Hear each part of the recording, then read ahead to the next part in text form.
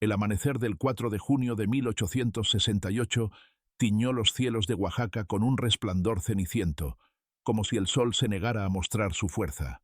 El aire estaba quieto, cargado de polvo seco y de un olor penetrante a tierra fermentada.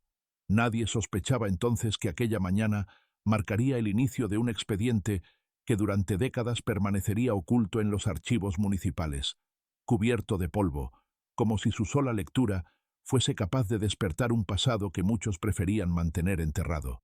El hallazgo no lo realizó un investigador ni un sacerdote, sino un muchacho de apenas 15 años, aprendiz de carpintero, que había salido en busca de madera a los alrededores de la hacienda Velasco, situada en las afueras de Etla. El chico relató más tarde, con voz temblorosa, que los perros de la hacienda ladraban con una furia desmedida, como si hubieran olido carne fresca. Cuando se acercó, vio que en el suelo, entre piedras y hojarasca, reposaba un trozo de tela manchada, inconfundiblemente humana en su confección, adherida todavía a restos orgánicos. Aquello lo paralizó. Nadie en el pueblo lo creyó de inmediato. Oaxaca estaba llena de historias de aparecidos, de nahuales que robaban pieles, de ladrones nocturnos que asaltaban caminos. Sin embargo, lo que diferenció este hallazgo de cualquier superstición fue la rápida intervención de las autoridades parroquiales. El cura de Etla, don Julián Mercado, recibió el testimonio y lo consignó por escrito, anotando con su letra torpe: el joven asegura haber visto carne de cristiano en los parajes de Velasco. Procede a abrir indagatoria. Ese documento, aún conservado en el archivo eclesiástico, es la primera mención oficial al caso. Lo curioso es que el cura, en lugar de desestimarlo como fantasía infantil, se tomó la molestia de elevar el asunto al juez de paz del distrito.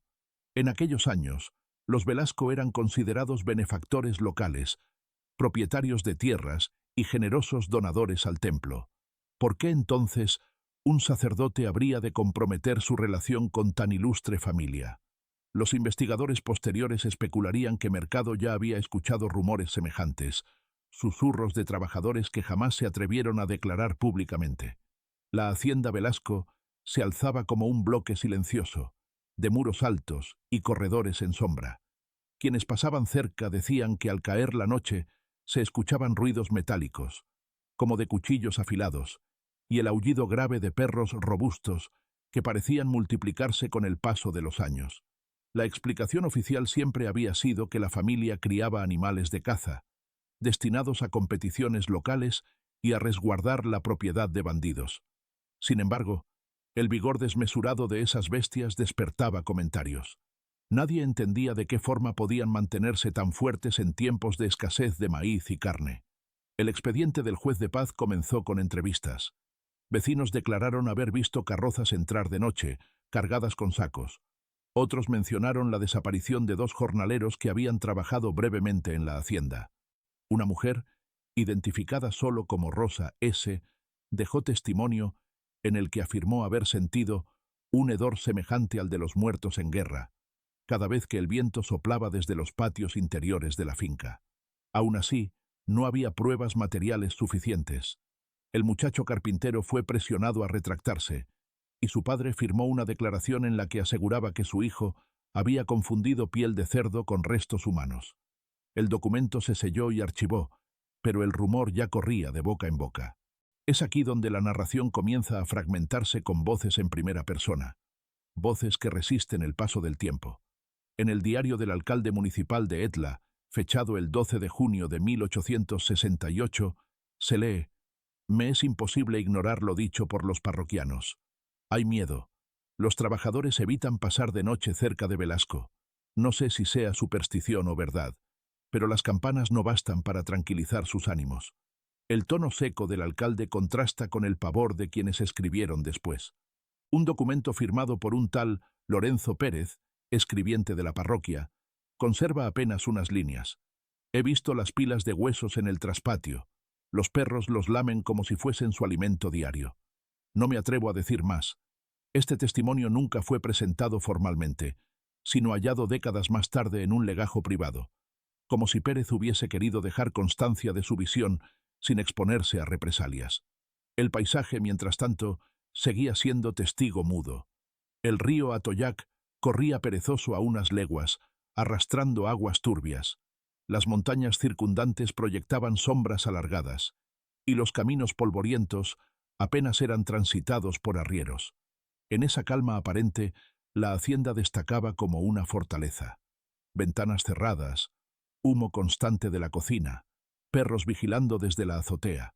Nadie lo sabía con certeza, pero lo que estaba por descubrirse era que esos perros no solo cuidaban la propiedad, eran la clave de un secreto que se transmitía en silencio de generación en generación. Los Velasco habían encontrado un modo de ahorrar alimento en tiempos de crisis, un método tan aberrante que la simple mención provocaba incredulidad. No alimentaban a sus animales con sobras de maíz ni huesos de res, sino con cuerpos humanos, cuidadosamente despojados de identidad. Las primeras evidencias de esta práctica no serían descubiertas oficialmente hasta semanas después, pero ya en los murmullos se gestaba la sospecha. La tierra removida en los patios, los olores metálicos que persistían aún con el viento, los rostros de los jornaleros ausentes colgando en la memoria colectiva. La comunidad, temerosa, optaba por callar. Callar era sobrevivir. Y sin embargo, la historia estaba escrita para no permanecer en silencio. Cada paso que se daba hacia la hacienda parecía acercar más al núcleo de un horror que mezclaba lo doméstico con lo ritual. Lo que aquel joven carpintero encontró al amanecer de junio no fue un simple pedazo de tela ensangrentada, sino la grieta inicial de un abismo que nadie se atrevía a mirar de frente. La familia Velasco era, hacia mediados del siglo XIX, uno de los clanes más comentados en los valles centrales de Oaxaca. Su apellido aparecía en escrituras notariales, en registros parroquiales y en listas de donativos para obras piadosas. A simple vista, representaban la imagen del terrateniente respetable. Misa dominical en primera fila, procesiones con cirios encendidos, abundancia de maíz y mezcal en sus almacenes. Sin embargo, bajo esa fachada se ocultaba una red de silencios que nadie se atrevía a interrumpir. Los archivos parroquiales conservan datos precisos. En 1834, don Prudencio Velasco adquirió extensas tierras en Etla. En 1842 fundó un oratorio privado dentro de la hacienda. En 1851 se registró la muerte de 3 sirvientes, anotada con idéntica causa: fiebres repentinas. Ya en 1860, con su hijo mayor al mando, se observaba una práctica poco común: la contratación breve de peones que eran despedidos sin explicación en cuestión de semanas. Muchos jamás regresaban a sus pueblos de origen. Los vecinos de Etla hablaban en voz baja. Se decía que los Velasco tenían trato directo con las autoridades para evitar inspecciones. Otros sostenían que practicaban ritos antiguos heredados de antepasados peninsulares, mezclados con supersticiones locales. El detalle inquietante era siempre el mismo: los perros. Una docena de mastines negros, descomunales, mantenidos en jaulas de hierro detrás del casco de la hacienda. «Parecen bestias de guerra», declararía un viajero francés en una carta dirigida a su familia en Marsella, fechada en 1865. En el ámbito social, los Velasco cultivaban una imagen de benefactores. Patrocinaban bodas, prestaban dinero a pequeños comerciantes, ofrecían mezcal en fiestas patronales. Nadie podía acusarlos abiertamente sin exponerse a represalias económicas. El poder de un apellido, en aquellos pueblos, era tan fuerte como el de la espada. Aún así, los rumores circulaban. Una anciana llamada doña Inés, entrevistada décadas más tarde, recordaba: los Velasco siempre traían gente nueva, y al poco tiempo ya no se les veía. Pero sus perros, esos nunca faltaban, siempre más gordos, más fuertes. La contradicción entre lo visible y lo oculto empezaba a inquietar a las autoridades menores. El juez de paz del distrito, hombre de carácter reservado, dejó escrito en un memorando: «Se nos recuerda la respetabilidad de los Velasco, pero no puedo ignorar las ausencias reiteradas de trabajadores. Son demasiadas para atribuirlas al azar». Ese documento, redactado con tono seco y burocrático, es una de las primeras señales de que los rumores empezaban a adquirir peso oficial. En el ámbito doméstico, la hacienda mantenía un orden estricto. La esposa del patriarca, doña Matilde, era conocida por su disciplina en la cocina y su afán de registrar inventarios. Curiosamente, Esos inventarios casi nunca incluían grandes cantidades de carne vacuna o porcina. La explicación pública era que la familia practicaba cierta austeridad, pero la contradicción era evidente. ¿Cómo entonces alimentaban a los perros, cuya sola manutención requeriría recursos considerables? Los sirvientes que alcanzaron a salir con vida contaban versiones dispares. Un jornalero llamado Ciriaco, entrevistado en 1872 cuando ya vivía en Puebla, declaró: «Nos daban de comer frijoles y poco más, pero en la cocina había calderos grandes, con un olor que no era de res ni de cerdo. Los perros aullaban hasta que recibían su parte. No quise mirar más. Su testimonio nunca llegó a tribunales, pero quedó recogido en una investigación periodística posterior. La familia mantenía también un archivo privado. Se sabe por inventarios judiciales de 1874 que poseían cuadernos de contabilidad y varios libros de medicina práctica, entre ellos uno titulado «De los usos terapéuticos de la sangre». El hallazgo de ese volumen despertó sospechas retrospectivas. ¿Podría haber servido como justificación científica para ciertas prácticas? Nadie lo afirmó de manera categórica, pero la mera presencia del libro alimentó las conjeturas. La comunidad de Etla vivía atrapada entre el respeto y el miedo. Respetaban el poder económico de los Velasco, pero temían la presencia constante de los mastines. Los niños evitaban acercarse a las tapias de la hacienda, y las madres los llamaban al caer la tarde con un tono que mezclaba cariño y urgencia. Los arrieros que cruzaban por los caminos cercanos preferían hacerlo de día, pues decían que de noche los aullidos parecían multiplicarse, resonando como lamentos humanos. En cartas dirigidas a Oaxaca de Juárez, algunos vecinos solicitaron mayor vigilancia. Una de esas misivas, fechada en julio de 1868, señala: «El olor que se percibe en las madrugadas no corresponde a ganado muerto, sino a otra cosa. Rogamos se tomen medidas antes de que la población entre en pánico». Esa carta fue archivada sin respuesta, lo que demuestra la indiferencia o complicidad de las autoridades mayores. Mientras tanto, los Velasco continuaban con su rutina: procesiones religiosas, reuniones con notables, matrimonios estratégicos con otras familias de renombre. El linaje se consolidaba, pero bajo la superficie, en la intimidad de los patios traseros, se gestaba una práctica que desmentía toda apariencia de piedad. El peso de este secreto recaería con fuerza en los años siguientes, cuando las desapariciones comenzaron a ser demasiado notorias para ser ignoradas. La historia de los Velasco, que había empezado como la de cualquier familia de hacendados prósperos, se convertiría poco a poco en un expediente manchado por el horror. Los nombres que alguna vez fueron pronunciados con admiración se rodearían de un silencio cargado de sospecha. Los indicios comenzaron a multiplicarse en torno a la hacienda Velasco con una cadencia inquietante.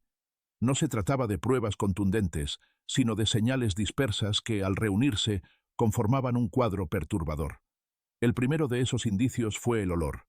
Quienes vivían a menos de una legua aseguraban que, al caer la tarde, un tufo metálico impregnaba el aire, un aroma similar al hierro oxidado que solo podía compararse con la sangre fresca. Las lavanderas del río afirmaban que aquel olor se intensificaba en días de viento, al punto de provocarles mareo y náuseas. Los ruidos también inquietaban. En las madrugadas, mientras el pueblo dormía, los mastines de los Velasco rompían el silencio con ladridos agudos, no los ladridos normales de guardianes, sino ululaciones largas, como si respondieran a algún estímulo desconocido. En ocasiones se escuchaban golpes metálicos, choques de calderos, gritos sofocados. Un arriero que pasaba con su recua de mulas declaró haber oído lo que describió como gemidos de mujer, aunque más tarde, bajo presión, se retractó. Más tarde surgirían las manchas. Varios jornaleros enviados a trabajar en tierras colindantes observaron rastros oscuros en los muros exteriores, manchas rojizas que parecían provenir de cubetas arrojadas con prisa. Uno de ellos, de nombre Toribio, dejó constancia en una carta a su hermano: «Lo que aquí lavan no es vino ni pintura. La cal cubre, pero al llover vuelve a salir, como si la pared misma sangrara». Estos signos, aunque fragmentarios, empezaron a encajar como piezas de un rompecabezas macabro. Los rumores corrieron con más fuerza después de que una anciana, recogiendo leña cerca de la tapia, asegurara haber visto a un muchacho cargado por dos hombres de la familia, inmóvil, con la cabeza colgando. Nadie quiso creerle del todo, pero la mujer juró hasta su muerte que no se trataba de un sueño. Los perros, siempre los perros, aparecían en cada relato. Su aspecto era desmesurado. Pelaje brillante, músculos tensos, dientes enormes que relucían bajo la luz de la luna. Nunca parecían flacos, aun en tiempos de hambruna. Y lo más inquietante, sus ojos, descritos por muchos como demasiado humanos, fijos, capaces de seguir a cualquiera que se acercara a la hacienda. Un comerciante zapoteco, de paso hacia Oaxaca, comentó en su diario: «Nunca he visto canes que miren así. No parecen bestias, sino centinelas de otra naturaleza». El simbolismo comenzó a invadir la vida cotidiana. Cada aparición de los mastines era leída como un presagio. En el mercado, las mujeres cruzaban los dedos al escucharlos aullar. En la iglesia, algunos se santiguaban cuando el viento traía su eco. El silencio, la peste metálica, las manchas y los ojos de los perros se convirtieron en signos que atormentaban la imaginación colectiva. Un detalle adicional reforzó el temor. En 1868, el número de entierros en Etla aumentó notoriamente, pero los registros parroquiales eran confusos. Varias muertes quedaron sin acta, atribuidas a enfermedades repentinas. Sin embargo, las familias de los difuntos reclamaban que nunca habían visto los cuerpos.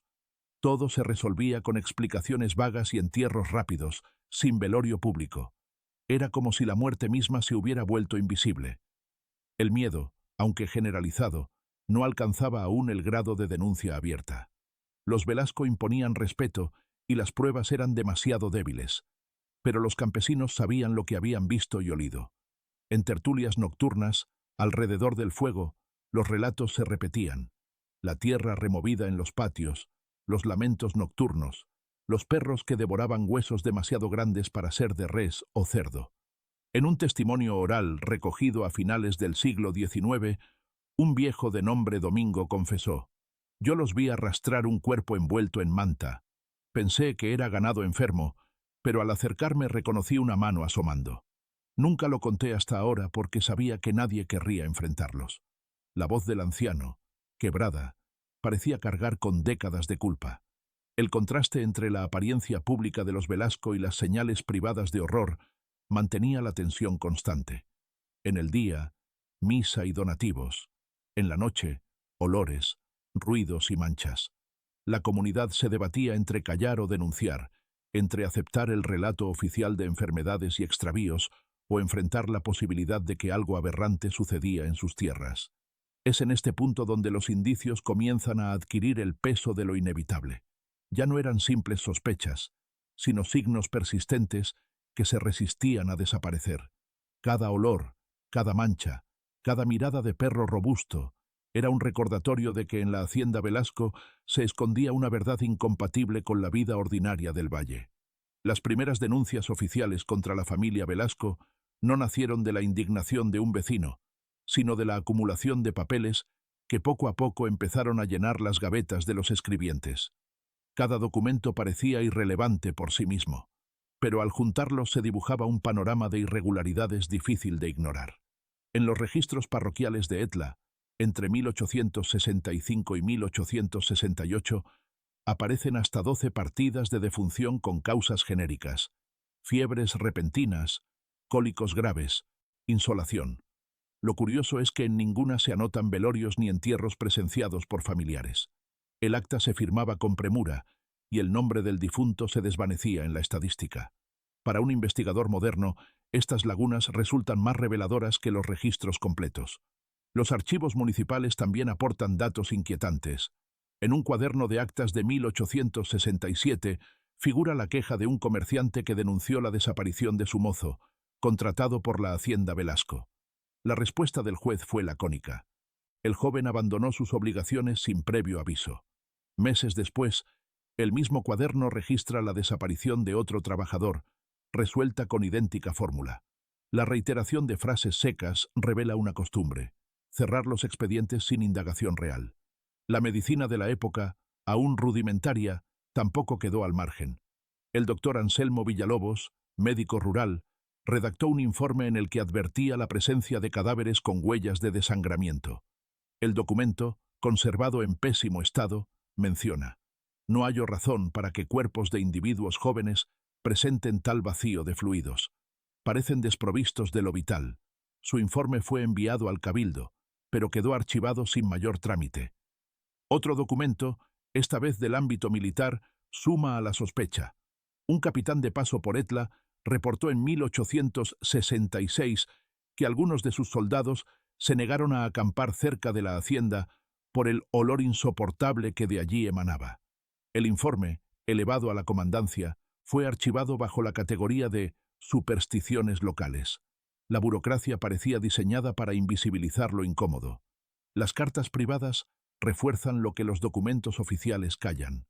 Una misiva de la joven Clara Méndez a su prima en la capital describe: «He asistido a misa junto a doña Matilde Velasco. Nadie sospecharía de su serenidad. Pero al salir, un viento me trajo un olor terrible, como de carne echada a perder, proveniente de sus ropas. Sentí deseos de vomitar». Estas observaciones, aunque personales, se convierten en piezas clave al compararse con testimonios posteriores. La prosa de los informes oficiales contrasta con la angustia de quienes escribían al margen. La sequedad burocrática parece más perturbadora precisamente por su frialdad. Cada frase breve esconde la violencia de lo que se omite. Así, el expediente adquiere un carácter doble: lo que se declara con indiferencia y lo que se oculta en los pliegues. Para el año de 1868, los documentos empezaron a repetirse con tanta frecuencia que algunos escribientes ya los consideraban rutina. Las palabras fiebre y ausencia se volvieron fórmulas, un papel tras otro, todos iguales, como si el horror pudiera normalizarse en la repetición. El investigador que siglos después los revisó anotó en los márgenes: «La monotonía es aquí la verdadera prueba. Nadie inventa tantas ausencias idénticas sin un patrón». Entre las piezas más reveladoras figura un inventario de bienes confiscados en 1870. Se enlistan calderos de hierro de tamaño inusual, cuchillos largos, correas de cuero y jaulas reforzadas. Oficialmente se registraron como utensilios de cocina y cacería. Pero el detalle que intriga es la cantidad: demasiados calderos para una sola familia, demasiadas jaulas para un simple criadero de perros. Cada documento, cada registro, cada acta seca es un ladrillo en el muro de sospecha que rodea a los Velasco. Y aunque las autoridades parecían deseosas de cerrar los casos, la insistencia de los papeles impedía el olvido total. La hacienda se convertía poco a poco en un archivo viviente, un espacio donde lo que se callaba tenía más peso que lo que se decía. Lo que en los caminos se percibía como olor, ruido y mancha, en las oficinas adquiría la forma de firmas, sellos y rúbricas. Dos mundos paralelos describían el mismo fenómeno: la cotidianidad envuelta en sombras y la burocracia que pretendía registrar sin realmente esclarecer. Y entre ambos se extendía la certeza, nunca escrita pero siempre presente, de que algo monstruoso sucedía tras los muros de la familia. Si los documentos oficiales ofrecían apenas una sombra del horror, las voces íntimas de quienes vivieron bajo el techo de la hacienda Velasco revelaban una verdad mucho más cruda. Eran fragmentos dispersos, diarios incompletos, cartas nunca enviadas, confesiones murmuradas al borde de la muerte, que sobrevivieron como astillas de memoria, incapaces de desaparecer por completo. Un ejemplo lo constituye el cuaderno de un peón llamado Miguel Arciga, encontrado años después en un arcón abandonado en San Lorenzo, Cacaotepec. Sus anotaciones, toscas y plagadas de faltas de ortografía, destilan miedo. Hoy nos hicieron cargar costales pesados hasta el sótano. No olían a maíz ni a frijol. Uno de los costales se abrió y vi lo que parecía un brazo, pero todos callamos. El capataz nos dijo que quien hablara perdería la lengua. Esas líneas, fechadas en agosto de 1867, son quizá la evidencia más directa de la rutina macabra en la hacienda. Otro testimonio emerge en una carta inacabada, escrita por una mujer identificada solo como Lucía. Dirigida a su hermana en Tlacolula, la misiva conserva apenas unas frases. «Si no me vuelves a ver, piensa en los perros. Dicen que aquí se alimentan de lo que no debe alimentarse un animal. Yo rezo, pero el hedor no me deja dormir. El sobre nunca fue sellado. Probablemente Lucía desapareció antes de poder enviarlo. Las voces de los familiares también quedaron grabadas en murmullos transmitidos oralmente. Un nieto de los Velasco, entrevistado en 1905, confesó bajo seudónimo: «Mi abuela decía que había noches en que se cerraban todas las ventanas, y aún así el olor de la sangre subía por las rendijas. Mis tíos crecieron acostumbrados, como si fuera normal. Nadie cuestionaba.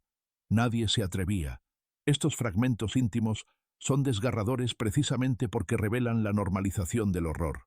Lo que para un extraño resultaba insoportable, para quienes habitaban la hacienda se volvió rutina. El silencio era la única defensa. En un pequeño cuaderno encontrado en el archivo parroquial, probablemente copia de una confesión no oficial, aparece el relato de un trabajador llamado Felipe.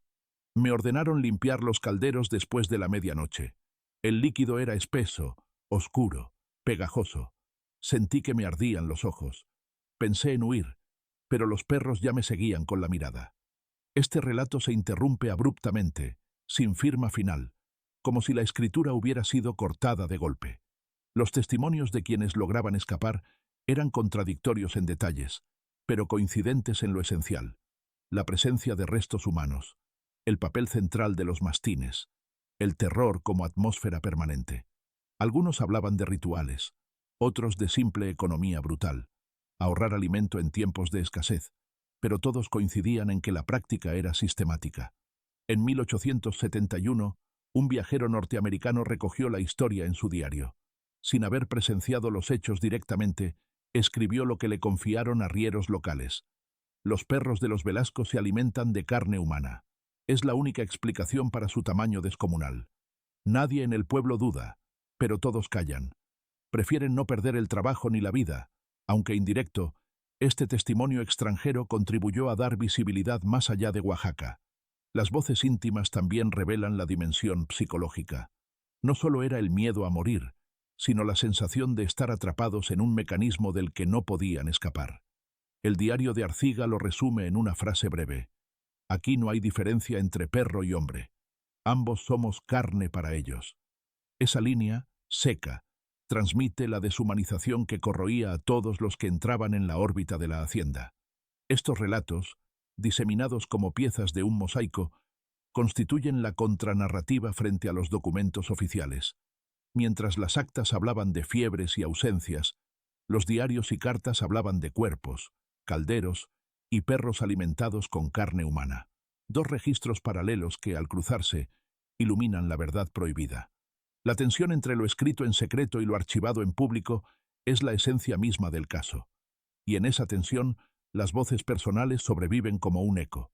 No hay un relato completo, ni un expediente unificado, sino murmullos que, al entrelazarse, revelan la magnitud del horror. El efecto de estas voces no es solo documental, sino emocional. Cada frase incompleta, cada carta interrumpida, cada confesión sin firma parece susurrar desde la tumba. Y al leerlas, uno comprende que el verdadero testimonio de la hacienda Velasco no está en los sellos ni en las rúbricas, sino en esas palabras quebradas que, a pesar del miedo, lograron filtrarse hacia la posteridad. El secreto salió a la luz de manera fragmentaria, como suelen revelarse las verdades demasiado horribles para ser dichas de golpe. No fue un solo testimonio, ni una redada contundente, sino una suma de hallazgos que poco a poco fueron trazando el contorno de lo innombrable. El primero de ellos ocurrió cuando una crecida del río arrastró hasta la ribera restos que no podían confundirse con animales. Falanges humanas, aún con la piel adherida, que quedaron varadas en la orilla. Las lavanderas gritaron, pero nadie quiso recogerlos. El rumor llegó de inmediato al pueblo. Ese hallazgo coincidió con otro, ocurrido dentro de la hacienda. Un jornalero, mientras cavaba en el traspatio, encontró un cráneo pequeño, sin mandíbula, que trató de ocultar por miedo. Al día siguiente, desapareció. Su nombre fue borrado de las listas de pago, y nunca más se supo de él. La coincidencia entre los restos arrastrados por el río y el cráneo desenterrado resultó demasiado inquietante para ignorarla. Los perros de los Velasco se convirtieron en el centro de todas las miradas. Su tamaño, su fuerza descomunal y la docilidad extraña con que obedecían a la familia Eran señales que ya nadie podía pasar por alto. La hipótesis, que antes parecía delirio de supersticiosos, empezó a cobrar cuerpo. Aquellos animales se alimentaban de carne humana. Un documento fechado en 1869, escrito por un inspector sanitario, lo dice con brutal sequedad. He revisado las excretas de los canes. Entre ellas se hallan fragmentos que no corresponden a ningún ganado conocido. La morfología ósea es humana. Ese informe nunca fue publicado. Quedó archivado en un legajo sellado. Pero el solo hecho de su existencia confirma que las autoridades sabían más de lo que estaban dispuestas a reconocer. En paralelo, los rumores sobre rituales comenzaron a expandirse. Algunos aseguraban que los Velasco no solo alimentaban a sus perros con restos humanos, sino que realizaban ceremonias secretas en las que los cuerpos eran despojados con precisión quirúrgica, como si se siguiera un manual heredado. Un viajero italiano, de paso por la región, escribió en su diario: «Los he visto trasladar cadáveres como si fueran piezas de ganado. La diferencia es que había rezos, y la luna era testigo». El hallazgo más escalofriante llegó con la entrada forzada de un grupo de campesinos en la hacienda, aprovechando la ausencia temporal de los dueños. En el sótano encontraron calderos aún calientes, huesos blanqueados y mantas ensangrentadas. Nadie se atrevió a llevar pruebas. El miedo a las represalias era demasiado grande. Pero al salir, todos juraron que lo visto confirmaba lo que durante años se había susurrado. El aspecto más perturbador no era solo la existencia de restos humanos, sino la logística con que todo se realizaba. Los desaparecidos eran jornaleros sin familia cercana, migrantes temporales, pobres que nadie reclamaría. Los cuerpos se reducían en calderos, los huesos se arrojaban al río o se enterraban bajo la tierra removida, y la carne terminaba en los colmillos de los mastines. Todo funcionaba como un engranaje preciso, sin margen para el error. La documentación posterior muestra que esta práctica no era esporádica, sino sostenida. Actas dispersas revelan desapariciones anuales, siempre en números semejantes, lo que sugiere un patrón calculado. La economía de la hacienda dependía de ese secreto: mantener a los perros a bajo costo y garantizar la fortaleza de su linaje animal. En tiempos de crisis, el ahorro de alimentos se traducía en poder. Los símbolos se repetían con insistencia: el olor metálico, los calderos de hierro, los ladridos que parecían gemidos, las manchas en los muros. Todo formaba un lenguaje cifrado que la comunidad entendía sin necesidad de explicaciones. Cada signo era una confirmación del horror, una pieza más en la trama que se resistía a permanecer oculta.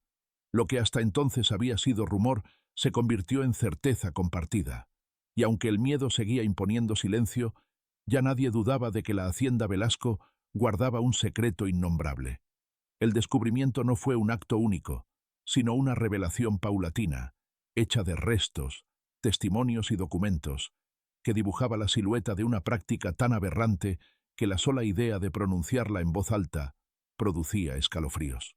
El horror revelado en la hacienda Velasco no quedó circunscrito a una sola familia ni a un único episodio. Conforme se excavaban archivos y se escuchaban testimonios olvidados, la práctica adquirió una dimensión más amplia, como si se tratara de un secreto transmitido entre generaciones y compartido, en silencio, por otras casas de la región. Lo que parecía una aberración aislada se revelaba como un sistema. Las desapariciones no se limitaban a Etla. Documentos parroquiales de pueblos vecinos, San Agustín, Santa María Coyotepec, Tlacolula, registran ausencias similares en los mismos años. Peones que nunca regresaban, entierros sin cuerpo, familias obligadas a aceptar explicaciones vagas. En al menos 3 localidades se mencionan perros criados con una robustez fuera de lo común. La coincidencia sugiere una red más extensa, una costumbre compartida en secreto por terratenientes que enfrentaban las mismas crisis económicas. Un manuscrito anónimo, fechado hacia 1873 y encontrado en Oaxaca de Juárez, detalla con letra nerviosa: no son solo los Velasco, hay otras haciendas que practican lo mismo. Han hecho pacto para que los suyos nunca padezcan hambre. El autor, probablemente un escribiente cercano a las autoridades, desapareció sin dejar rastro poco después. El manuscrito quedó como único testigo de su advertencia. Los investigadores modernos especulan que la práctica se originó en tiempos de guerras civiles, cuando la escasez de alimento llevó a medidas extremas. Los hacendados, temerosos de perder su poder, habrían hallado en la carne humana un recurso oculto para sostener a sus animales guardianes. Lo aberrante se convirtió en costumbre, y lo que en principio fue urgencia, se transformó en tradición. Los símbolos reforzaban esta continuidad. El uso de calderos idénticos, las manchas en los muros, los olores metálicos repetidos en distintos pueblos. Incluso los nombres de los perros parecían heredarse. Siempre había un centella, un negro, un lucero. Es como si los animales fueran parte de un linaje paralelo, sostenido por el sacrificio de cuerpos invisibles. Testimonios orales recogidos a finales del siglo XIX refuerzan la idea de la expansión. Un campesino de Tlacolula declaró: «Los perros de los hacendados no eran distintos a los de Velasco. También crecían desmesurados. Yo mismo vi huesos humanos en sus corrales». Otro relato, proveniente de Santa María, añade: «Decían que era cosa de familia, que así mantenían su poder, y que el secreto debía guardarse como si fuera un sacramento». La escala del horror no se mide solo en la cantidad de cuerpos, sino en la normalización. Lo que para un extraño resultaba monstruoso, para los hacendados se volvió práctica administrativa. La desaparición de un peón equivalía a un registro más en la contabilidad. La carne era destinada a los perros, los huesos a la cal o al río, la memoria a la nada. Incluso algunos sacerdotes parecen haber estado al tanto. En un sermón conservado en notas sueltas, un cura anónimo escribió: «La sangre de los pobres alimenta a las bestias de los ricos. Es pecado que clama al cielo, pero nadie lo detiene».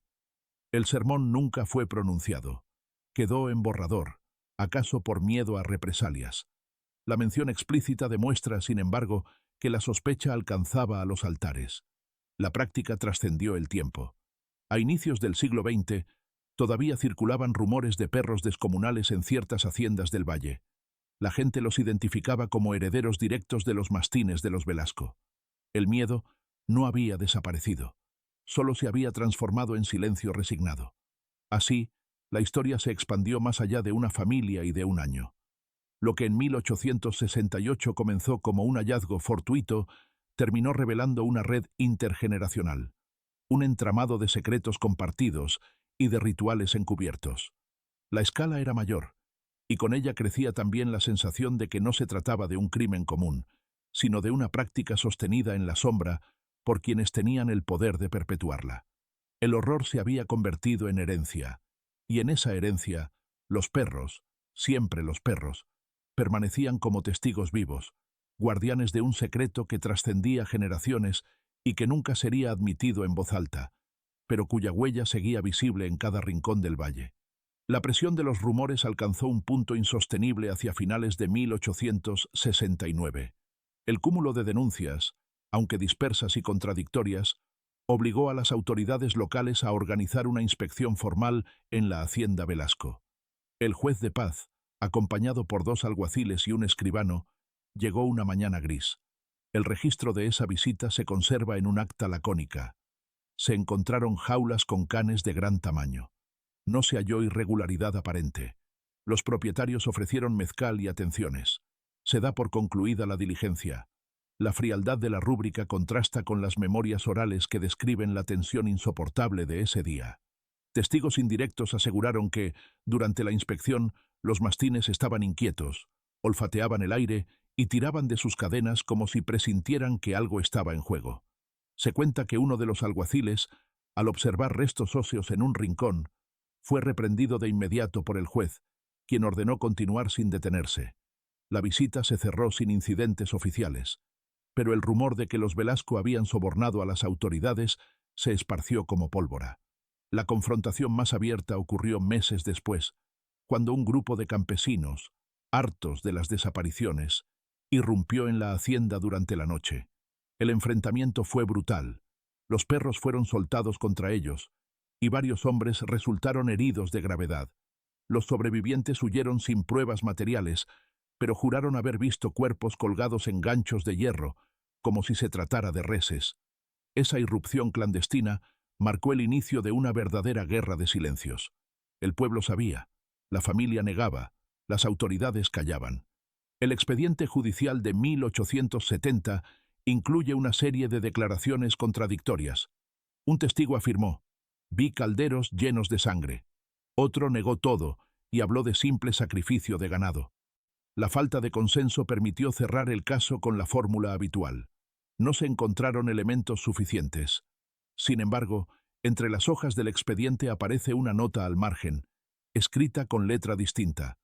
El hedor era insoportable. Nadie quiere hablar por miedo. La tensión alcanzó un clímax cuando el gobernador del estado envió un destacamento para investigar.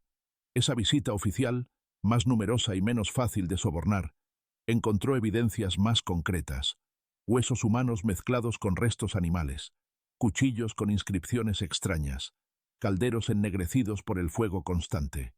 El informe, sin embargo, desapareció misteriosamente del archivo estatal. Solo sobrevive una copia parcial en manos de un cronista local, que transcribió algunos fragmentos. La resistencia de los Velasco fue feroz. Rechazaban cualquier acusación y se presentaban en público como víctimas de calumnias. Doña Matilde asistía a misa con un rosario en la mano y rostro sereno, mientras los murmullos crecían a su alrededor. Los hijos varones armados patrullaban los caminos cercanos a la hacienda. El poder de su apellido seguía siendo fuerte, pero las grietas eran visibles. Los símbolos de la confrontación se volvieron recurrentes. Los incendios provocados en chozas de campesinos que se atrevieron a hablar, los gritos nocturnos que se confundían con aullidos, los silencios cada vez más largos en el mercado cuando alguien mencionaba la hacienda. Todo indicaba que el conflicto había alcanzado un punto de no retorno. Un informe militar fechado en 1871 resume la situación con una frialdad inquietante. La hacienda Velasco permanece bajo observación.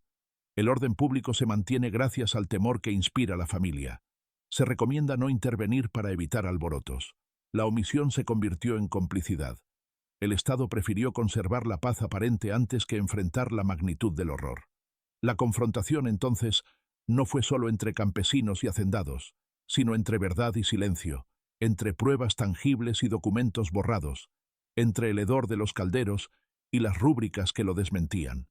En ese choque desigual, la familia logró mantenerse, pero al costo de dejar una estela de sospechas imposibles de borrar. El caso se convirtió en un campo de fuerzas. Por un lado, la evidencia material que aparecía una y otra vez. Por el otro, la maquinaria de poder que anulaba cualquier intento de justicia.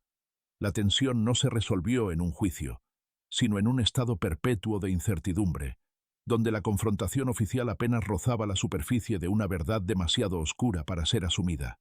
El derrumbe de la familia Velasco no llegó de manera súbita, sino como un proceso lento, marcado por el silencio y la violencia velada. Hacia 1872, tras los intentos fallidos de inspecciones y las confrontaciones con campesinos, la hacienda empezó a mostrar signos de decadencia. Algunos de los hijos partieron hacia la capital, otros murieron en circunstancias poco claras. Lo que permanecía intacto eran los mastines. Seguían siendo vistos en los corredores, más robustos que nunca, como si el secreto continuara alimentándolos. El incendio que selló el destino de la hacienda ocurrió una noche de octubre.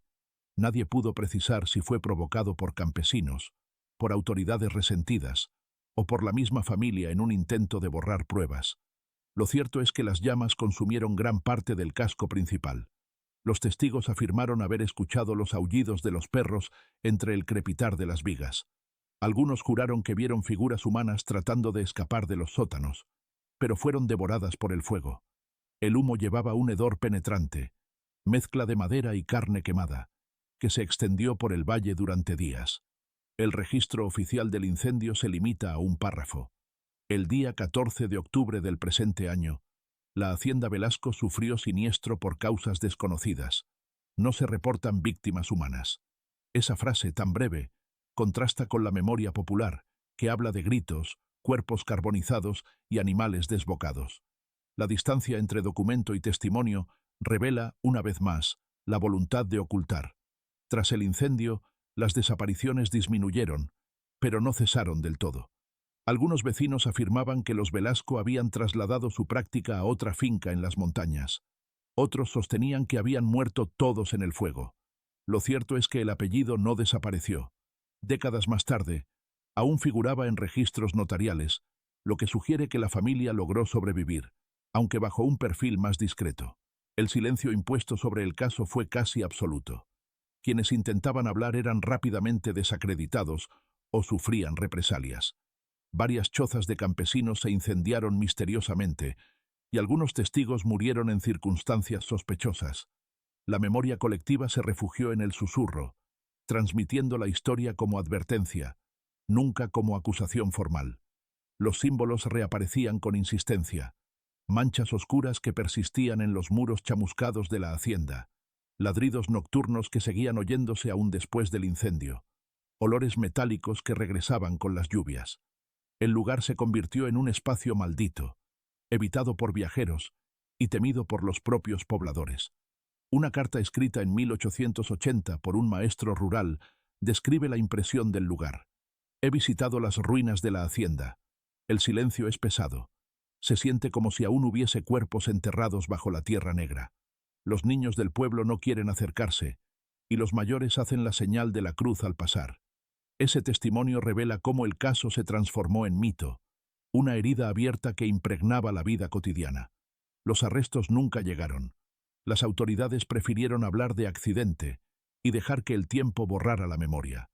Pero la ausencia de justicia no hizo desaparecer el temor. Por el contrario, lo amplificó. En el imaginario popular, los Velasco se convirtieron en sinónimo de impunidad, de secretos guardados tras muros y jaulas. La caída, entonces, no fue un acto de justicia, sino un desmoronamiento envuelto en fuego y silencio. El apellido sobrevivió, pero marcado por la sospecha.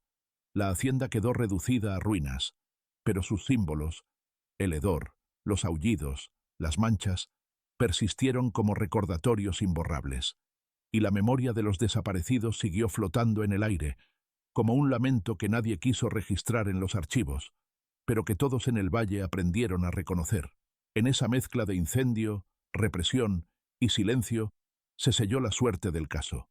No hubo veredictos ni culpables, solo un espacio carbonizado que parecía contener, en cada piedra, la huella de lo que jamás sería dicho en voz alta. Las huellas del caso Velasco no se extinguieron con el incendio ni con el silencio impuesto por las autoridades. Por el contrario, se transformaron en un sedimento que fue filtrándose en archivos dispersos, en testimonios clandestinos y en rumores transmitidos de generación en generación. Como sucede con las historias demasiado oscuras, su supervivencia no dependió de la memoria oficial, sino de los susurros persistentes que nunca dejaron de circular en el valle. En 1895, un cronista local escribió en su cuaderno de campo: «He recorrido las ruinas de la hacienda. En las noches aún se escuchan ladridos. Algunos aseguran que son ecos, pero otros juran que los perros siguen vivos, alimentados por manos desconocidas». Ese apunte, breve y casi anecdótico, demuestra cómo la frontera entre realidad y mito se volvió difusa. Los mastines de los Velasco se convirtieron en espectros sonoros, guardianes de un secreto que parecía resistir al tiempo. Los archivos judiciales posteriores conservan menciones indirectas. En 1902, un juez de Etla registró la desaparición de 3 jornaleros y escribió al margen: «El caso recuerda lo acontecido con los Velasco». No añadió más. Esa sola frase, escrita décadas después, revela que la sombra del apellido seguía siendo referencia inevitable cuando alguien se desvanecía sin explicación. La persistencia del caso también se advierte en el habla popular. A inicios del siglo XX, las madres reprendían a sus hijos con la advertencia: «No te acerques a las tapias, que los perros de los Velasco aún buscan carne». La frase, repetida como proverbio, mezclaba el recuerdo de un crimen con la función pedagógica del miedo. El mito se había incrustado en la vida cotidiana. Los símbolos tampoco desaparecieron. En las ruinas, las manchas oscuras resistieron el paso del tiempo. Con cada lluvia volvían a surgir en los muros, como si la piedra misma conservara memoria de la sangre. Los olores metálicos seguían impregnando el aire en ciertas noches húmedas. Incluso los ojos de algunos perros vagabundos eran descritos como herencia directa de los mastines, demasiado brillantes, demasiado humanos. Investigadores posteriores encontraron huellas en archivos inesperados. En un legajo de la Secretaría de Guerra, fechado en 1910, aparece un informe sobre patrullas que se negaban a pasar cerca de Etla por temor a bestias descomunales. En la prensa capitalina de 1921, un breve artículo menciona rumores de criaderos clandestinos de perros alimentados con restos humanos. Aunque ninguno cita directamente a los Velasco, la resonancia es clara. El caso había dejado de ser local para convertirse en parte de un imaginario más amplio. Las ruinas de la hacienda se transformaron en espacio de peregrinación macabra. Viajeros curiosos buscaban fragmentos de huesos, trozos de hierro ennegrecido, cualquier prueba material que confirmara lo narrado en susurros. Algunos afirmaban haber encontrado dientes humanos mezclados con la tierra. Otros recogían pedazos de correas corroídas. Cada hallazgo reforzaba la sensación de que el horror nunca se había ido, solo se había incrustado en el suelo. El eco del caso también alcanzó la literatura oral. Corridos anónimos mencionaban a los perros negros que devoraban cristianos. Leyendas de Fogón hablaban de peones transformados en alimento. Cuentos infantiles advertían de los ojos de Velasco, que miraban desde la oscuridad. La frontera entre documento y mito se desdibujó por completo, y la historia pasó a formar parte del repertorio cultural de la región. Sin embargo, lo más inquietante son las menciones modernas. A mediados del siglo XX, aún circulaban testimonios de campesinos que juraban haber visto, en las noches sin luna, sombras de perros gigantes merodeando por los campos. En los años 70, un investigador oral recogió la frase de un anciano: «Mientras existan perros en Etla, existirá la carne de los hombres que los alimenta». Esa declaración, tan ambigua como perturbadora, confirma que el caso nunca fue percibido como cerrado. Así, la historia de los Velasco no concluyó con un incendio ni con la caída de una familia, sino que se diluyó en un río de rumores y signos persistentes. Las huellas no se borraron. Se multiplicaron en documentos, en canciones, en manchas y olores. El secreto continúa latiendo bajo la tierra, aguardando ser revelado de nuevo. Y es aquí donde la narración se abre hacia el presente, porque cada tanto un perro demasiado robusto aparece en los caminos, o un jornalero desaparece sin rastro, o un olor metálico invade la madrugada. Entonces los pobladores vuelven a preguntarse en silencio: ¿acaso la práctica nunca terminó? ¿Y si lo que comenzó en 1868 no fue un episodio cerrado, sino el inicio de una herencia oscura que todavía respira entre nosotros?